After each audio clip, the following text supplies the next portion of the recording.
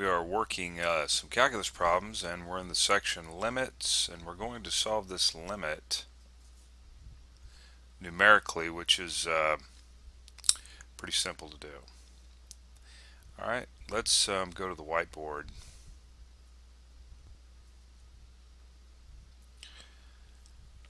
So we have a limit. It's like you never know what color I'm going to use next. As x approaches 4/9. Now, when you work in these problems, you may see this fraction not being simplified, so just go ahead and simplify it if you want. 81x squared minus 16. Also, you're going to see probably the same problems in the next section on solving limits analytically, and that is because these things can be factored and terms can be canceled out. Let's kind of sketch what the graph might look like over here real quick.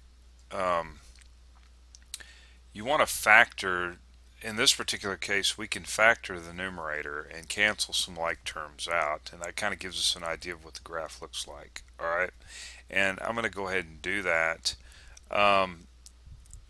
This is 9, alright, quantity squared, and then 4 squared here. So just rewriting that. Now, doing this numerically, this is not necessary, because what we'd end up doing is first off, let's find 4/9. We'll just label it here. And we plug in a number just a little bigger than 4/9, right, into this, and then we choose stuff that's smaller and smaller and smaller. And what I'm starting off with actually is a plus 0.1, so that's like our delta x here. And adding them together and then plugging them in and getting a number, and then the next one would be 4/9 plus 0.01. So we want to get closer and closer to 4/9, coming in from what we say coming in from the right, and then of course we want to come in from the left. Let me just get back to this real quick. This is the difference of two squares, so we end up having 9x minus 2 times 9x plus 2, and it's all over what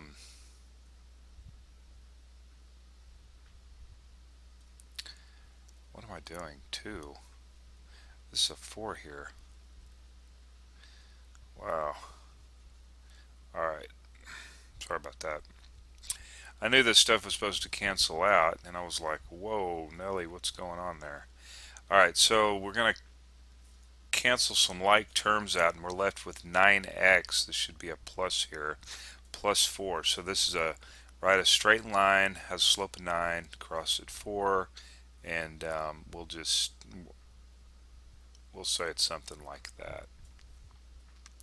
Crosses here at 4. And okay, so anyway, we plug a number in a little bigger than 4/9. We get a y value out, and then we come in and get, right, delta x gets smaller and smaller and smaller. Okay, and we get closer and closer to that magical point there. And the same thing from the left. Okay, the same thing from the left, 4/9 minus 0.1. We get that number, we plug it in, and we get whatever the number is out. Let's go to the page where we've got this stuff worked out. So I'm going to come up here and click help.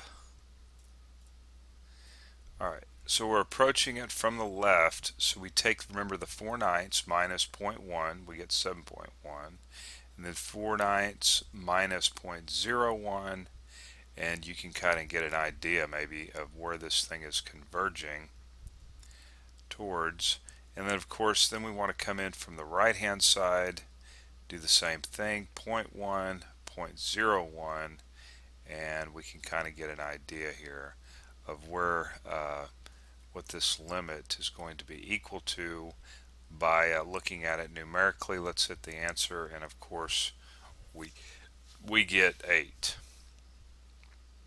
And in the next section, evaluating limits analytically, we'll be